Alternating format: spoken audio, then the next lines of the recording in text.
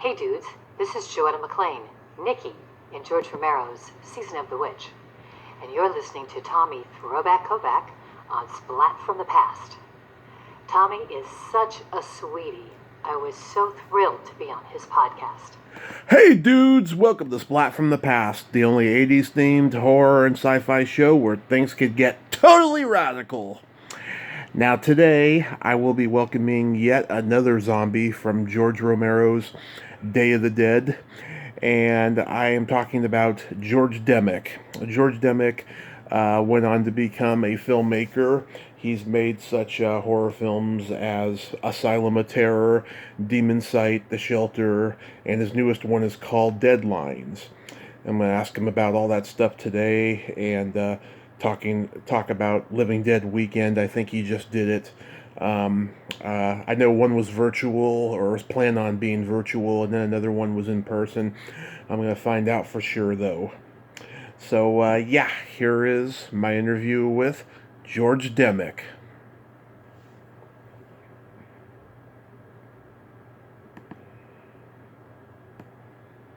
Hey, George, welcome to the show. How are you today? Doing good. How are you? Pretty good. Seems like the world is getting back to the way it should be. This is such a great honor. Thank you for taking the time today. Oh, well, thank you for having me. That's pretty neat. My pleasure. So, going back in time, did you gravitate toward the horror genre early on in your childhood? Yeah, I mean, well, let's see. We had a horror host that was in, like, they would show, like, Hammer films and bad black and white films in the afternoons on Saturdays. Yeah. And so I liked that, and then when I was, but I was like, 4 or 5 at the time. Mm-hmm. And so some friends of my parents decided to take me to the theater, and they took me to see Night of the Living Dead. 5 years of age. Good parents. So, I can remember everything about that night. It was a double bill with a giant Bigfoot movie that I think now is actually War of the Gargantuans, I believe. Yeah. And then there was a Dead Kids short in it. And so I'm dating myself. Yeah. And then, Night of the Living Dead, and the dead's coming to life, and there is on the screen it's saying, go to McKeesport Hospital. Yeah. And, I live in McKeesport. So it was like 2 blocks away from the theater. So, come out and, I can still, if I close my eyes, it just rained after the movie, and I can still smell the rain dripping off the bricks and hear it and see it. Yeah. And then, 6 months of nightmares. Wow. I've always been interested in horror and specifically Romero stuff. So when I was 14, I found out Questar magazine was going to do a convention at the hotel right outside the Monroeville Mall. Being an independent film, I didn't even know they were filming Dawn of the Dead at the time. Wow. But they had this convention, and I saw Romero was going to be one of the guests, and I wanted to meet the psychopath that, Mm-hmm. made this movie that terrorized me. So that was my big reason for going. Wow. So Night of the Living Dead, the first official horror movie you ever saw. Yeah. Wow. So, do you have like a long list of favorite horror films? I mean, obviously the very first horror movie would be Night. And then Mm-hmm. the next one's kind of like, flip a coin. Some people call it a horror movie. Some people don't. Jaws. I think that's, a terrifying film. Yeah. So, and then from there, Dawn of the Dead and Creepshow and, Oh, yeah. All the classics that I like as well. And then I'm a big fan of 80s, just independent stuff. I like Grizzly and stuff, so. Oh, yeah. I go through the whole obscure, catalog of of like 80s horror and stuff, and I'll reach out to somebody from them and have them on the show and stuff, and then people who listen frequently, will not know who the guest is, but then they'll learn, and then they'll see the movies on YouTube or something. Oh yeah, I've been scrolling down through the list of your episodes and going, I'm going to listen to that one. I can't wait to listen to this one. I'm excited to check out more of your stuff. Really? Like which ones in particular? Well, I mean, I'm halfway through listening to Patty Tallman. Yep. And I listened to Jeannie Giuseppe, or not Jeannie. Jeannie Jeffries. Yeah.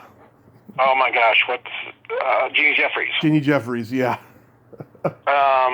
And I've listened to a couple more, and there's some 80s horror and actors and stuff that I'm like, okay, I know who that is, but I can't say the name because I don't remember the name. Yeah. But seeing the picture, I'm like, yeah, okay, that's gonna be fun to listen to. So yeah, I'm looking forward to some of them. Oh, that's good. Thank you. Yeah, I mean, there's a lot of early ones I'm embarrassed about because the sound came out awful and everything and stuff, though. But there's a lot of good stuff on my channel, a lot of interviews I'm proud of. So I appreciate your support. Oh, not a problem. It's good stuff. Oh, thank you. And you're documenting stuff that kind of needs documenting, so it's good. Yes, I agree. Yes. So after high school, were you on the trajectory of acting or directing?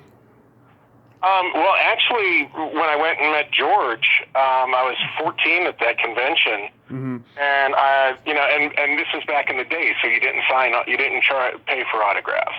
Yes. and he was just, he stood there and talked to me, and I had him cornered for it seems like at least a half hour, and finally George said, "Here, write to me," and gave me the address for 247 Fort Pitt Boulevard.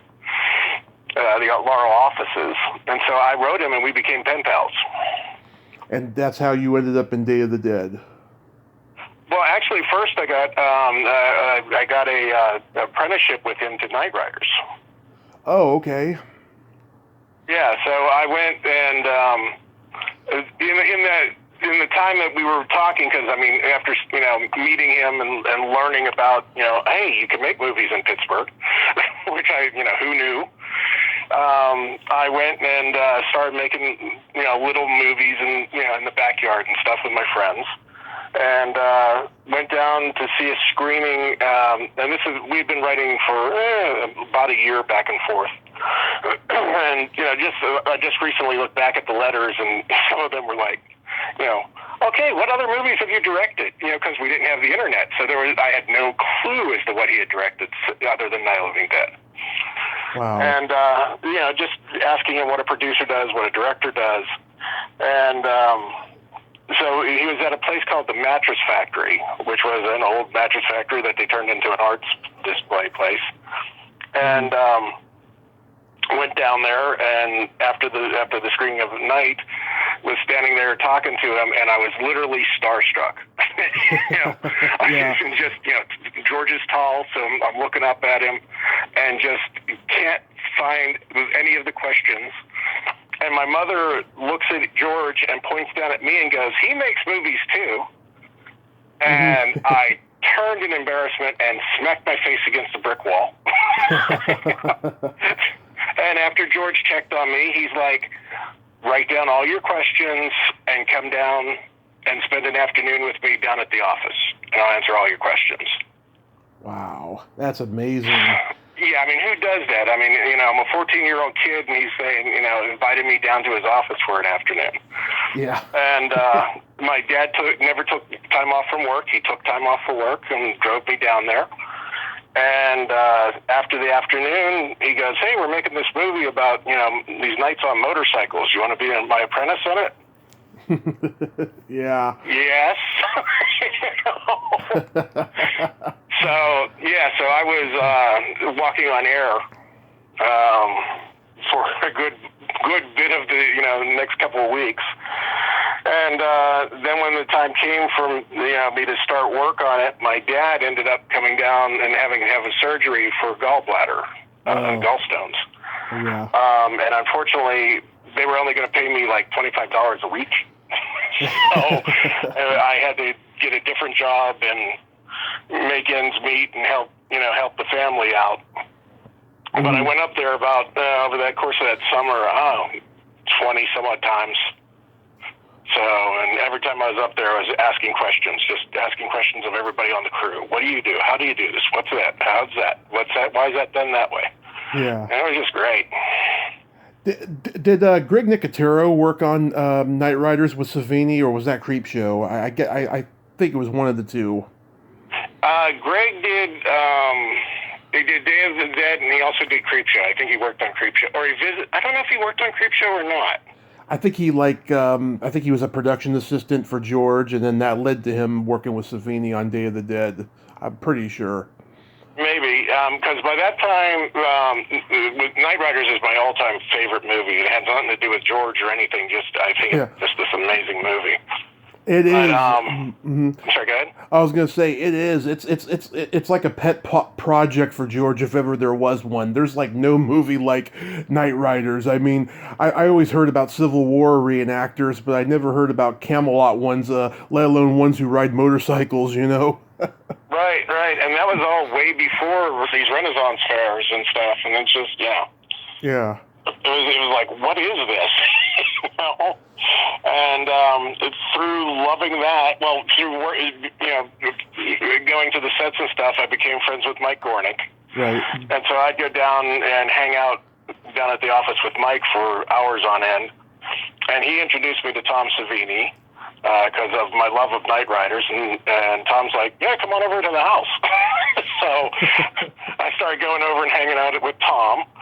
And they started prepping Day of the Dead, and I was actually down in the basement with Greg, and me and Greg knew each other and were friends, and hung out with him and Mike Terzic and all the other gang, and watched them sculpt and stuff, and just hung out. It was fun. Well, that's awesome. Yeah, I think that Day of the Dead is the last great movie George made from that era, and I think that once he started making movies up in Canada, I think the movies didn't live up to his vision. I think the studios kind of demonetized him a little. Yeah, I believe to a degree some of that. Yeah. Mm-hmm. I think later when he was doing like Diary of the Dead, I think those are much better than the ones in between. Although I do love Bruiser. Yeah. Because I talked to Jeff Monahan about Bruiser and The Dark Half too, and he kind of sensed that about George and stuff. And of course, I talked to Christine, and she told me, he got really bitter by 1990, and things were not good, and all that. But how long were you there for on the set of Day of the Dead? Oh man, because I've shot a bunch of pictures and stuff up when I was up there. I went up there a lot, just hanging out and just hanging out with everybody really. And then they said, hey, you want to be an extra? I was like, yeah, okay. And that just timed out to where I killed Rhodes. I pulled the legs off of Rhodes. Yeah. And it turned out on my 21st birthday. Wow. So, I'm in there, and we had shot scenes leading up to it. Like when he first opens up the door, I'm actually way in the back of that crowd. Yeah. And, I just wanted to be in the movie. I didn't care, Yeah. And then they asked, who's in the back? And, I raised my hands, and they're like, you're sure you're in the back? I'm like, yeah, I'm as far back as I can get. And they're like, well, we're going to pull you around to be on this side. And I was like, all right. And since Tom and them knew me, they put a blood pump on my back and ran it down my arm, and I'm actually squeezing the blood out through the legs. Mm-hmm. So... And George looked at me, and I go, yeah, this is my birthday. And he's like, what are you doing here? And I go, where else would I want to be? This is like the best birthday ever. Yeah, being that it was your 21st, did you get drunk later in your zombie makeup? They were heading down to Florida, I believe. So it was kind of a wrap party. So I was at the bar having my first real drink, legit drink, with Tom and Greg and, John Harrison and all that. So it was, how does it get better than that, right? Yeah. That's the ultimate 21st. So how long did it take for Tom to do the makeup for you? Tom didn't. I think it was Everett Burrell did my makeup. Oh, okay.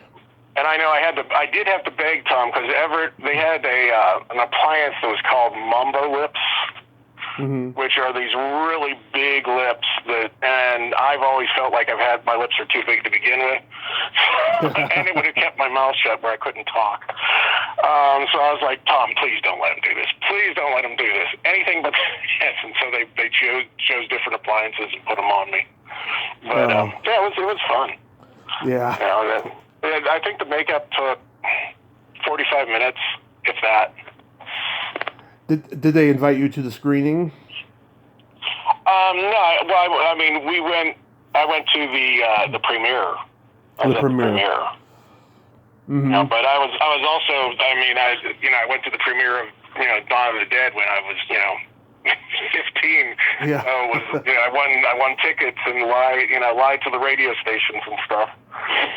Yeah. So. Was it a good audience reaction? For Day, I think everyone really enjoyed it. Mm-hmm. I think there was some of us that were slightly disappointed because I think we expected more of a Dawn of the Dead feel. Yeah.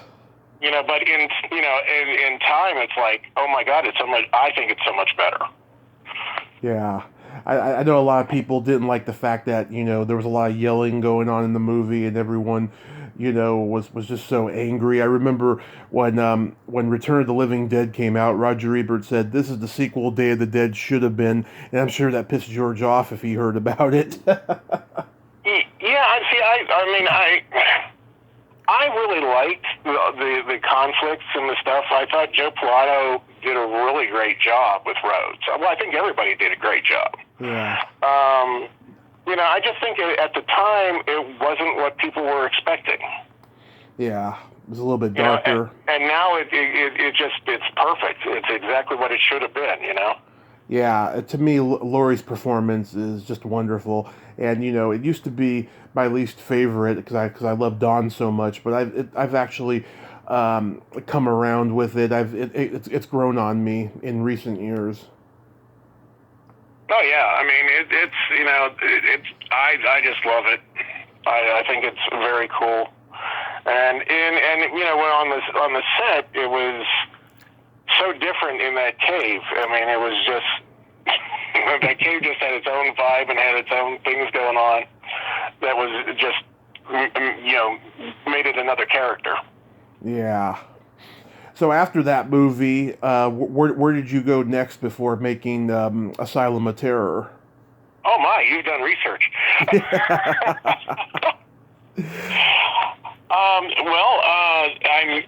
Once again, I ran into George. They were having some sort of festival of his movies at a theater in Monroeville. And me and him and Christine were standing outside in the lobby talking. And I mentioned I was going down to North Carolina to go see. I'm a big pro wrestling fan. To go down and watch pro wrestling. Yeah. And he's like, "Well, while you're down there, say hi to Steve." And I'm like, "Steve who?" He's like, "Steve King. He's filming a movie at Dino Studios." Mm-hmm. Okay. He goes, "Just call down there and I'll get things set up." Okay. Yeah. So, and in retrospect, and it's only been the past couple of years prior to him passing, that I realized what exactly he did. Yeah. Now, he remembered a conversation on Saturday afternoon.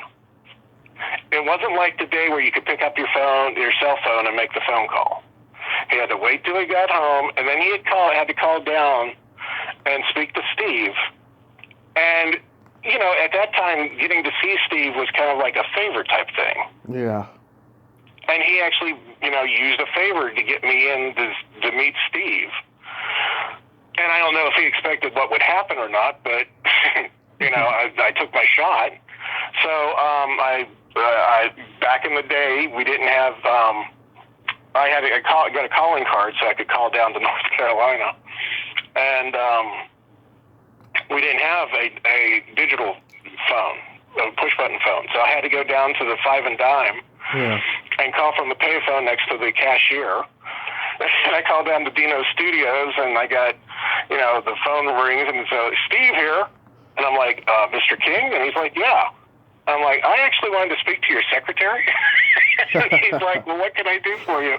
And I'm like, well, my name is George Demick. And he goes, oh, George, yeah, George said you were coming down. Call me when you get down here, and I'll get you in. Okay. So, went down and went into the studio and asked him, got my autograph, first of all.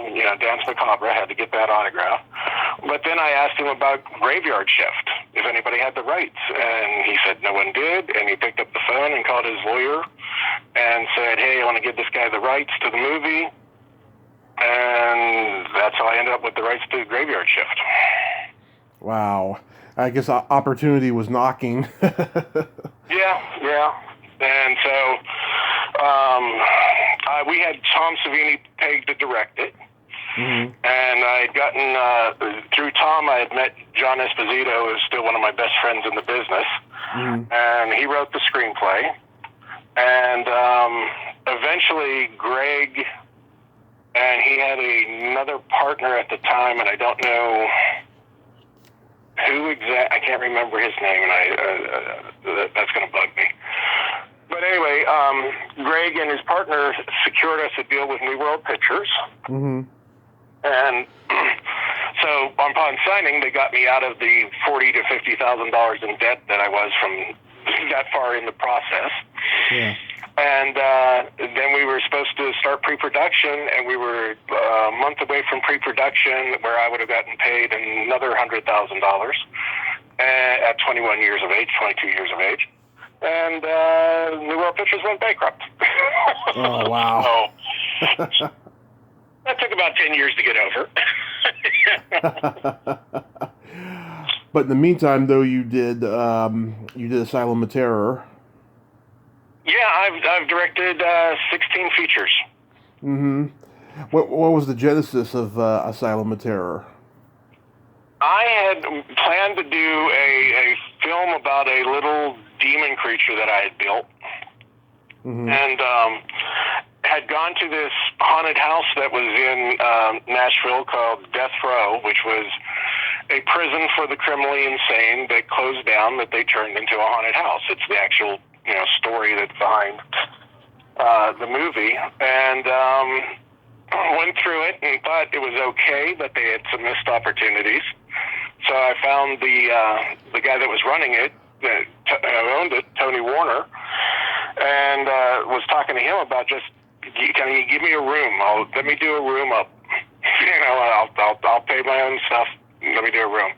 Yeah. And so we got to talking, and he's like, well, why don't you make a movie here? And I go, I couldn't afford the rent on this place. And he goes, I can give you a whole month for $1,000. I was like, all right then, let me come back in, and it was at the end of their Halloween season, so in order to shoot crowd scenes and stuff, I had to literally go and grab friends and neighbors and shot stuff out in the thing without having a script. I was kind of like having an idea of what was going to go on. And then we shot just the crowd footage and all that stuff, and then went back in the I think it was April, because it was in April. We shot the whole month of April in there, and it turned out okay for what it is. Yeah. And then you worked with another guest of mine, Debbie Rochon, on The Shelter. Wow. Okay, you have done research. I'm amazed, sir. Yeah. We a couple of movies later, we had a script that Mike Caracato had written back in Pittsburgh. I was down in Nashville I was in Nashville for Asylum too, and I called him down, and we'd been wanting to do this movie for 20 years, and we finally got it together, and I'm very, very happy with how the results of it. Yeah. It's about an Ebola virus that hits the United States, and a small group of people end up in a shelter for survival, but then they start mysteriously dying one by one. It becomes a whodunit. Yeah, sounds like what we've been living in all year. Yeah, unfortunately. Yeah. So maybe it's a good time for everyone to go on Amazon and order The Shelter. Take a look at it. Yeah, hey, it'll raise everybody's spirits, and say, hey, you think we have it bad? It could be much worse. There you go. There you go. Yeah, how is working with Debbie, though? Oh, she was a sweetheart. It was just, I can't even remember. I think we met at a convention. Yeah. How we met, I don't really know, but I had her contact information, called her up, and sent her the script, and she came down for a weekend, or 3 or 4 days. I forget which it was. I think it was 3 or 4 days, and we shot her scenes, and it turned out great. It was a fun time. Yeah, I love how she's a great lady. Yes, she is. I love how she has no filter. This is true. This is true, but that's what makes her great. She'll tell you, if it sucks. She'll tell you if she likes it. So, exactly. And now your newest one is Deadlines. What can you tell me about that? Well, this was you will probably dig it because of the time period of the movies and stuff. Yeah. This is basically a love story of Kolchak the Night Stalker meets Count Yorga Vampire. Love it already, yeah. So it's we have our vampire is actually a priest who's a vampire. Mm-hmm. And he has a harem of women, and the story's about a reporter who doing a case about missing homeless and stumbles into these vampires. Mm-hmm. Nice. And we're just actually just finished it. We're waiting for things to die down with COVID so we can have the premiere. I'm starting to shop it next weekend. Not next weekend, next week for distribution. Awesome. Hopefully it'll get on Netflix or something. I have Netflix, and I do have Amazon Prime. I don't go on that one as much, though, but hopefully one of those companies can pick it up. That'd be cool. Well, when we get off, DM me your address, and I'll ship you a copy. Oh, I appreciate it, George. Thanks. Yeah, not a problem. I think you'll really dig it. Everyone who knows of those movies and stuff really gets it. So. And was Living Dead weekend this past weekend? They were supposed to. They ended up turning it into like a 1 or 2 day event. Mm-hmm. And they moved everything back until the July 4th weekend. Actually, yes. Oh my God! Yeah, I didn't hear about them holding it back. Wow, they've been just taking a tumble this year, it seems. Oh yeah, it's something that they're doing. They did something called I think it's Masked Up Zombie Marketplace or some such thing, where you have to follow all the rules and regulations and stuff. Hopefully by July everything will be back to normal, or at least as close as we're going to get. Yeah. Because I can't I don't get the whole doing a convention where everyone's masked up, and so you're taking a picture of a celebrity with them wearing a mask. Yeah. Really? Why bother? So hopefully it'll all get straightened out. I hope so. Yeah, I don't get that either. Days of the Dead, they opened up theirs in July, and it got such a lukewarm response, and then they had another one a couple weeks ago. I don't know what the response on that one was, but I'm sure that, it was a bad financial turn either way. But I don't know whether I didn't know how the turnouts were, but they're kind of stuck. Let's try and go forward and see if people can do it. But Yeah. I am excited that on July, because it's July 4th weekend, and that's the weekend of Return of the Living Dead takes place. Yep. So it'll be kind of cool with with the cast from there. Yeah, hopefully it's going to be a good one. Are there any other projects you're working on? We are. I just finished the script. Well, actually, we're in pre-production. Literally, we started about a week and a half after I finished the script. We're not going to start shooting until I think we're scheduled for April to start. It doesn't have a title yet, but it's about the end of the world. Only it's not with a virus; it's with monsters. Nice. So. Nice. I'm glad that you got that going on. And I want to thank you so much for coming on tonight, George. And I hope you stay safe and have a great rest of your night. All right, great. Thank you. It's been fun. All right. My pleasure. Bye-bye. All right. Bye-bye. Well, there you have it. George Demick. Ain't he a cool dude? Nice guy. Keeping the zombies and the horror alive in the independent market. Well, until next time, this is Tommy Throwback Kovac saying there's no shame in living in the past because the present sucks. Later, dudes.